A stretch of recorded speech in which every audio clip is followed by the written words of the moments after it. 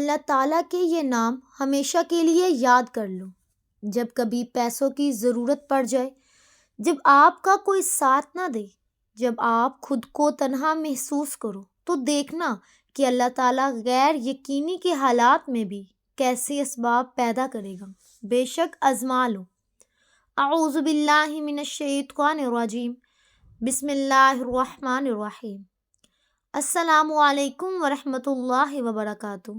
محترم ناظرین کرام، ہمیں اللہ رب العزت کا لاکھ بار شکر ادا کرنا چاہیے، جس ذات نے ہمیں یہ مہینہ نصیب فرمایا اور اس میں عبادت کرنے کی توفیق عطا فرمائی۔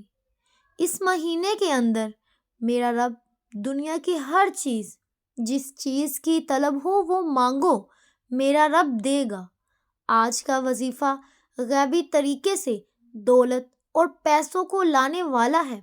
ناظرین، یہ تیز ترین وظیفہ ہے، مطلب یہاں وظیفہ پڑھا وہاں کام بن گیا۔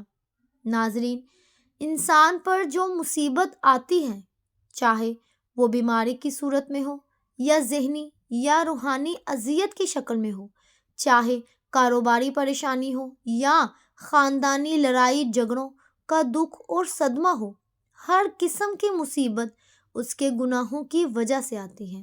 اس لیے فوراً سچی توبہ کرتے ہوئے اللہ تعالیٰ سے ہمیں معافی مانگنی چاہیے۔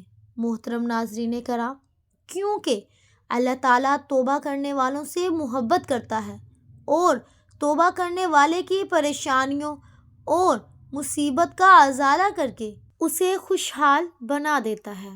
ناظرین کرام، آپ سے درخواست ہے کہ خود بھی اور کمنٹ باکس میں بھی ایک بار استغفر اللہ لازمی مینشن کریں، کیونکہ دوسروں کو بھی ترغیب دینی چاہیے اور ساتھ ہی ساتھ ہمارے لیے بھی خیر و برکت کا باعث ہو۔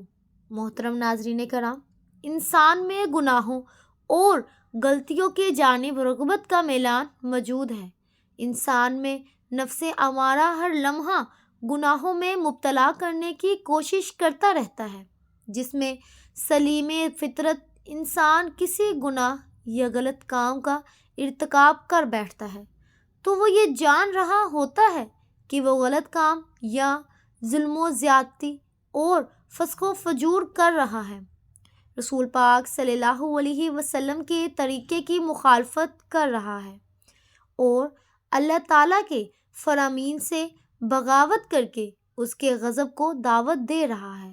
یوں وہ اپنی دنیا اور آخرت دونوں کو تباہ و برباد کرتا ہے، لیکن اس کے ساتھ شیطان کے وار خواہشات کا غلبہ، گناہوں کی عارضی لذت، دنیا کی چمک دھمک اور کھوکھلی رنگت، عزت کا نشہ اس کو گناہ کے ارتکاب کی طرف لے جاتا ہے۔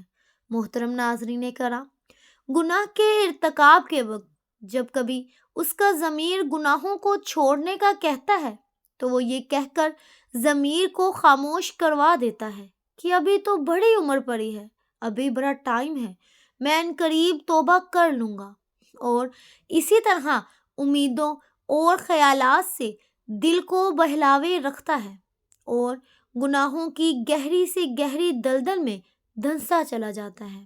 در حقیقت گناہ انسان کے حق میں نہایت خطرناک ہے، اس سے دنیا اور آخرت دونوں برباد و تباہ ہو جاتے ہیں، اور گناہ کا اثر جسم میں زہر کی طرح سرایت کر جاتا ہے۔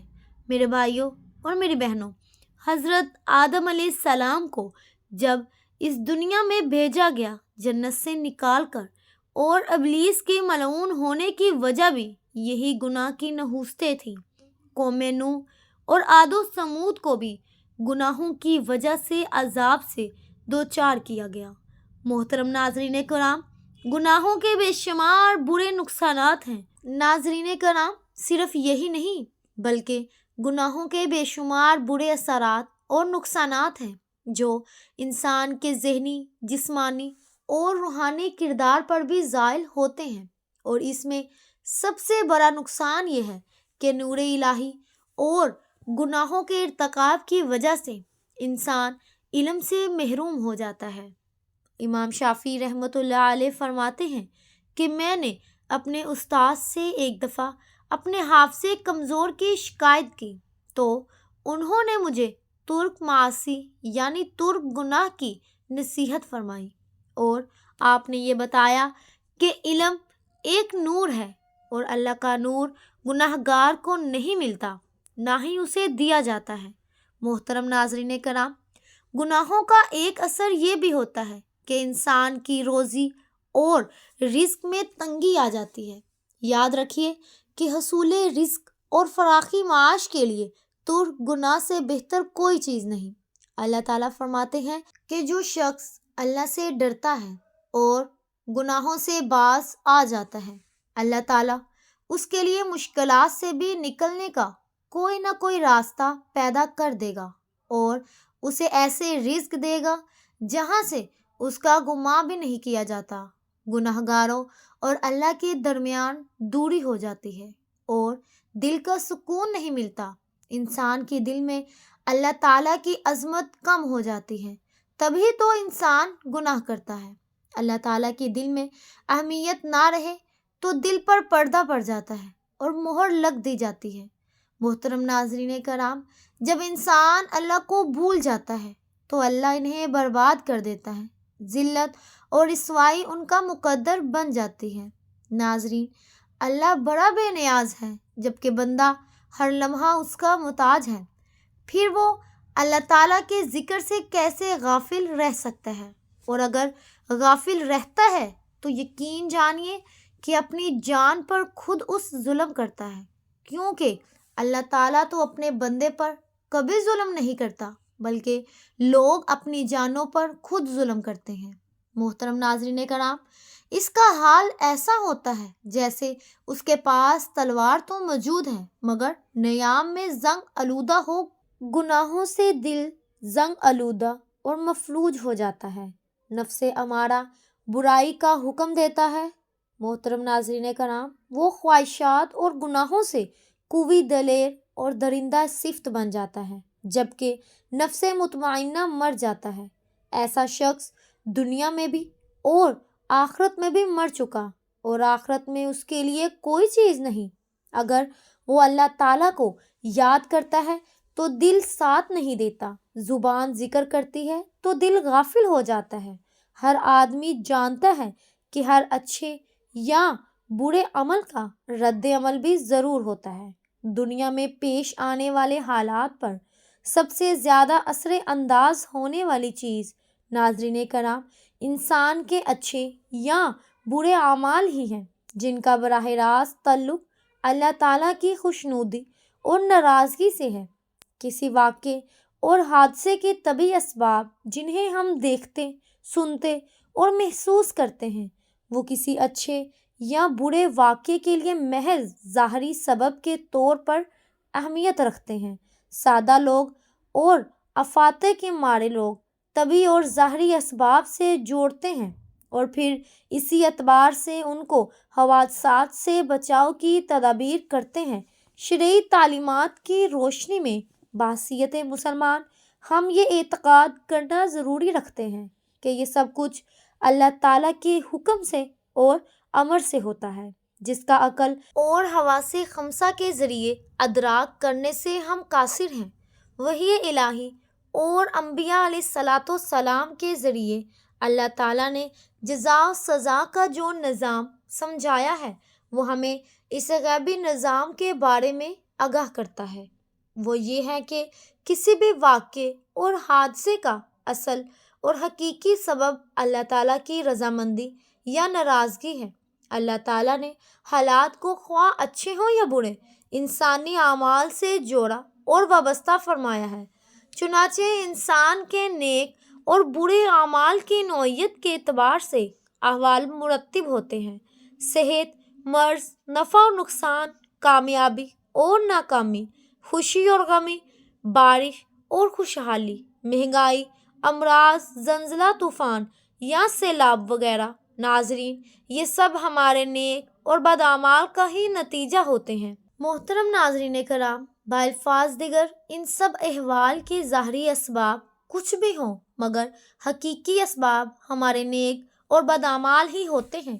ناظرین، اس طرح کے خوفناک واقعہ انفرادی ہوں یا اجتماعی، دراصل اللہ تعالیٰ کی طرف سے الارم اور تنبیہ ہوتے ہیں تاکہ انسان اپنے اعمال کا محاسبہ کرے، اور کوئی تنبیہ اس کی غفلت دل کو جنبش دینے میں کامیاب ہو جائے۔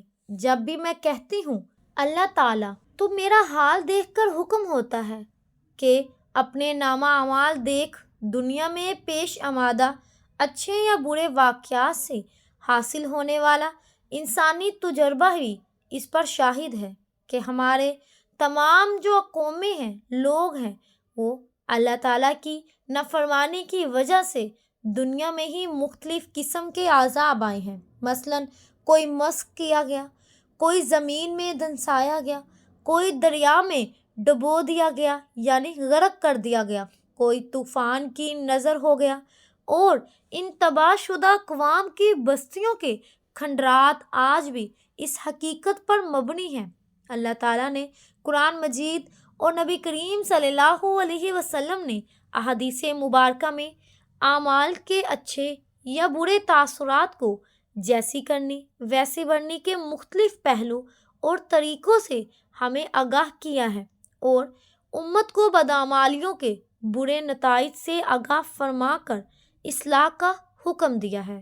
محترم ناظرین کرام، چنانچہ کچھ غلطیاں ہوتی ہیں جس کی وجہ سے وہ مشکلات کا شکار رہتے ہیں، تو آج ہم آپ کو ایسی چیزوں کے بارے میں بتائیں گے یا بتانے والے ہیں کہ وہ کون سی عام غلطیاں ہیں جو ہمارے رزق میں مشکلات پیدا کر دیتی ہیں، ہمارے رزق کو تنگ کر دیتی ہیں، اور اللہ تعالیٰ ہمارا رزق تنگ کر دیتا ہے۔ اور آپ کو حدیث مبارکہ کی روشنی میں بھی بتائیں گے کہ کس وجہ سے اللہ تعالیٰ انسان کا رزق کم کر دیتا ہے۔ اس کے بعد کچھ کام بھی ضرور بتائیں گے جو آپ کے لیے آسانیاں پیدا کریں گے، جتنے چاہیں کر سکتے ہیں۔ آپ اللہ تعالیٰ کا نام لیں، اللہ تعالیٰ سے مانگتے رہیں، اور وہ بے شمار نعمتیں اللہ پاک آپ کو دے گا، وہ ضرور دے گا۔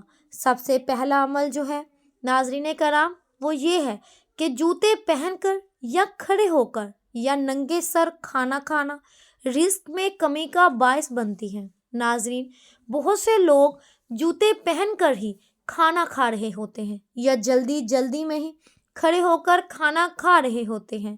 ہم بہت سے ایسی خواتین کو بھی دیکھتے ہیں جو کہ ننگے سر کھانا کھا رہی ہوتی ہیں۔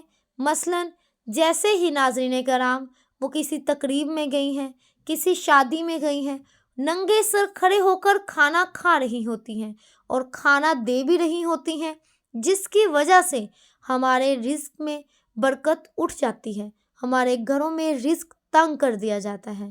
ناظرین کرام، دوسری وجہ یہ ہے کہ بیت الخلاء میں ننگے سر جانا بھی ہمارے رزق میں کمی کا باعث بنتا ہے۔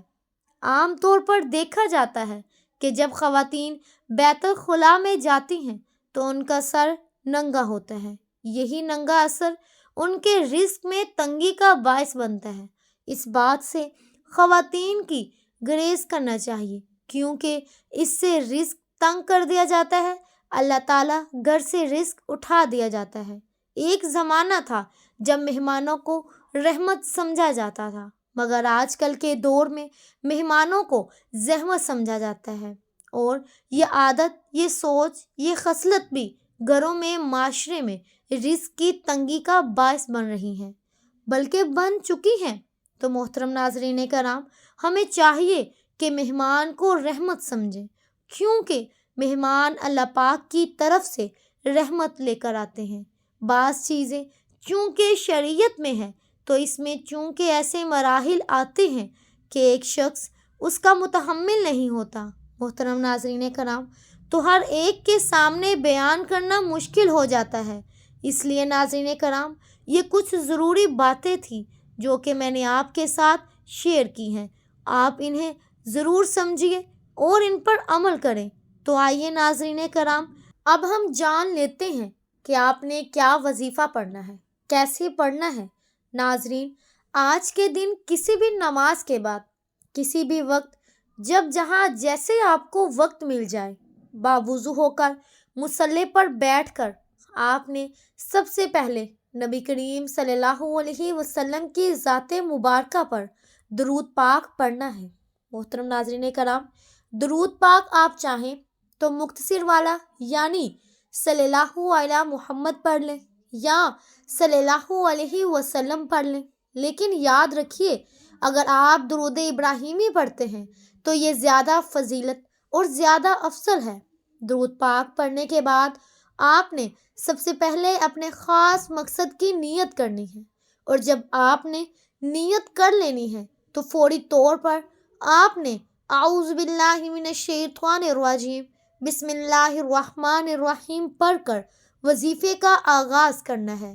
اور سب سے پہلے نمبر پر جو وظیفہ پڑھنا ہے وہ محترم ناظرین کرام، وہ وظیفہ یہ ہے، یا مسبب الاسباب، یا مسبب الاسباب، یعنی اے اسباب پیدا کرنے والی ذات، اگر آپ بے روزگار ہیں روزگار کے لیے اسباب بن جائیں گے، اگر آپ کا کاروبار بالکل ٹھپ ہو چکا ہے، یا مسبب الاسباب پڑھنے سے آپ کا کاروبار انشاءاللہ ترقی اور عروج پر پہنچ جائے گا۔ جو آپ کا جو بھی مقصد ہے، جو بھی حاجت ہے، جو بھی پریشانی ہے، انشاءاللہ یا مسبب الاسباب کے اس وظیفے سے پورا ہو جائے گا۔ ناظرین، یہ وظیفہ یا مسبب الاسباب آپ نے اپنے دائیں ہاتھ کی انگلیوں پر یا تسبیح کے دانوں پر صرف 21 بار پڑھنا ہے۔ یا مسبب الاسباب 21 بار پڑھنے کے بعد آپ نے دوسرے نمبر پر جو وظیفہ پڑھنا ہے، اس وظیفے کو آپ نے اپنی زندگی میں بہت بار پڑھا ہوگا۔ بڑا آسان سا اور چھوٹا سا وظیفہ ہے۔ آپ نے اب یا اللہ یا رحمان کا وظیفہ کرنا ہے۔ ناظرین کرام، یا اللہ یا رحمان یعنی یہ رب کریم کا صفاتی نام ہے، اور یا رحمان بھی رب کریم کا صفاتی نام ہے۔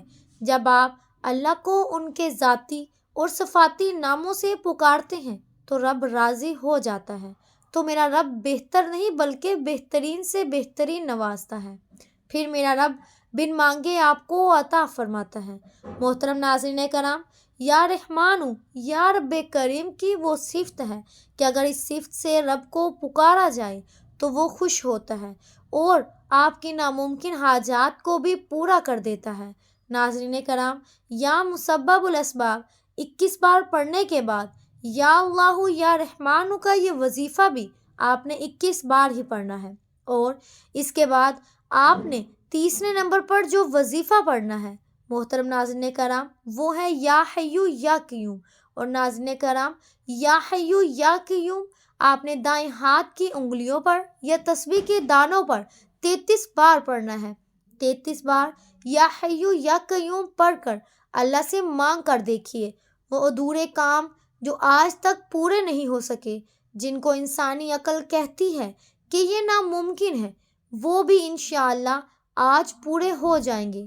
ناظرین کرام، جب یہ تینوں وظائف آپ کر چکے یعنی آپ نے کر لیے، تو آپ نے چوتھے اور آخری نمبر پر جو وظیفہ کرنا ہے وہ ہے قرآن پاک کی ایک سورت ہے، بہت ہی آسان اور چھوٹی سی سورت ہے، لیکن اس سورت کے کمالات بہت زیادہ ہیں۔